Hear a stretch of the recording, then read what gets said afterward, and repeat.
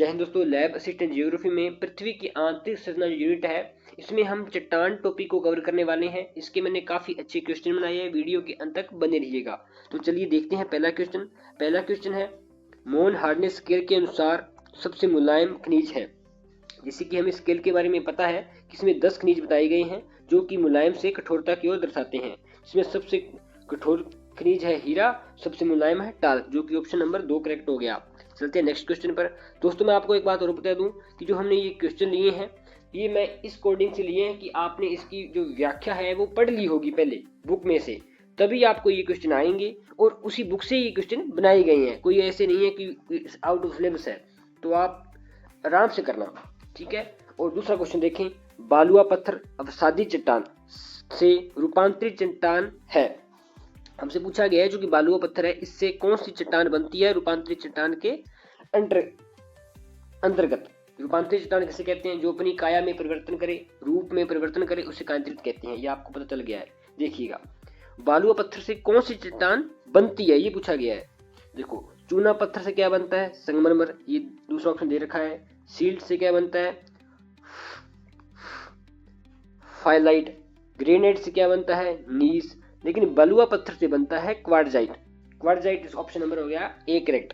चलते हैं next question पर। नेक्स्ट क्वेश्चन कहता है कि पवन निर्मित अवसादी चट्टान का भाग है। देखिएगा, जो बोल्डर है, बोल्डर हिमानी निर्मित है और बलुआ पत्थर है ये अवसाद है। अवसाद में भी जल का एक प्रमुख भाग है। देखिएगा, हम काफी तरह क्या करते हैं जिसमें उपयुक्त सभी होता है वही ऑप्शन हम सही मानते हैं 90% तक, तो हमें ऐसी लापरवाही नहीं करनी। देखिएगा, इसमें हमने 2 ऑप्शन को हमने गलत कर दिया है, इसके लिए चौथा ऑप्शन तो पहले ही कट हो गया। लेकिन जो पवन निर्मित अवसादी चट्टान का भाग है वो होगा लोएस। लोएस है कहाँ पर? ये चीन में है। ये आप जब बुक पढ़ोगे ना तो आपको अच्छी तरह से समझा जाएगा, लोएस चीन में है। चलते हैं आगे। सील व क्ले से संगठित होके निर्मित होता है। हमसे पूछा गया सील व क्ले से मिलकर क्या बनता है, तो बनता है भाई सब सेल अवसादी है इसमें। और जो ग्रेनाइट है ये नीस से बनता है, हमने ऊपर पढ़ ही लिया है। देखिए मैं आपको दिखाऊं दोबारा। देखिए ग्रेनाइट से नीस बना है, ये तो हमने ये देख लिया। और जो गुलाशम है ये हिमानी है, इसलिए ऑप्शन ए करेक्ट हो गया है। चलते हैं नेक्स्ट क्वेश्चन की ओर। नेक्स्ट क्वेश्चन हमसे कह रहा है कि किन चट्टानों में जीवाश्म पाए जाते हैं। बात करें जीवाश्म की, इसमें आग्नेय तो हो ही नहीं सकता कि आग्नेय यानी कि आग वाला। हम देख सकते हैं आग्नेय को प्राथमिक चट्टान कहते हैं, मूल चट्टान कहते हैं, रेवेदार चट्टान कहते हैं। इनके उपनाम याद रखना काफी हद तक आवश्यक है आपके लिए, क्योंकि जरूरी नहीं है कि जो नाम पहले वाला वही पूछा जाए, क्योंकि उपनाम का इसमें ऑप्शनों में उपयोग किया जाता है उपनामों का।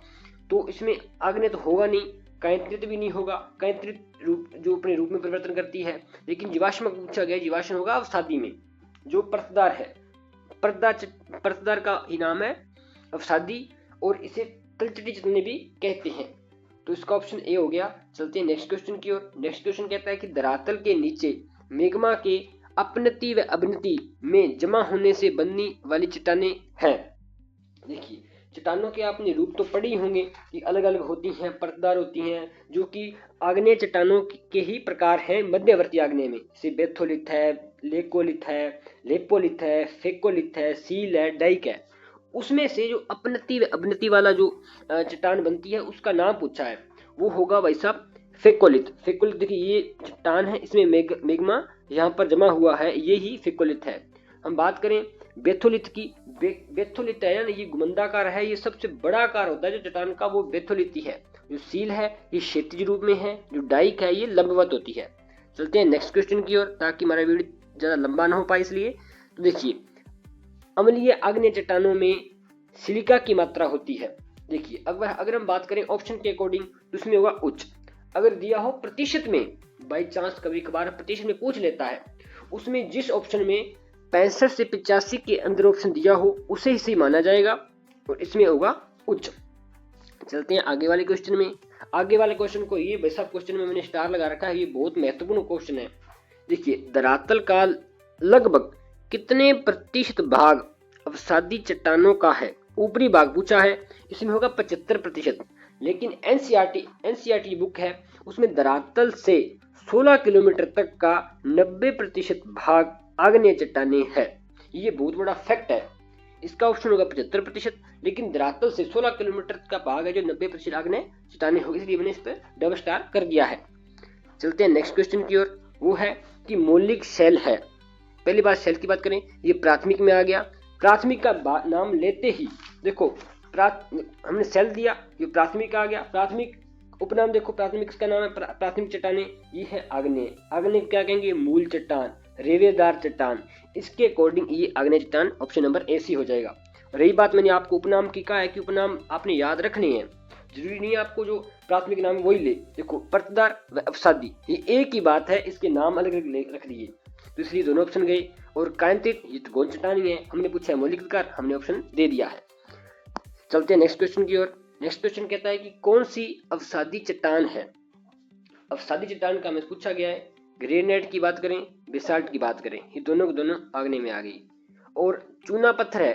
चूना पत्थर से निर्मित ये होता है संगमरमर, जो कि अपना रूप परिवर्तित करता है, अपनी काया में परिवर्तित करता है, इसलिए इसे रूपांतरण या कांतित चट्टान कहते हैं। इसलिए ये तो हो नहीं सकता, लेकिन शुरू में चूना पत्थर ही है ना, यही है अवसादी चट्टान।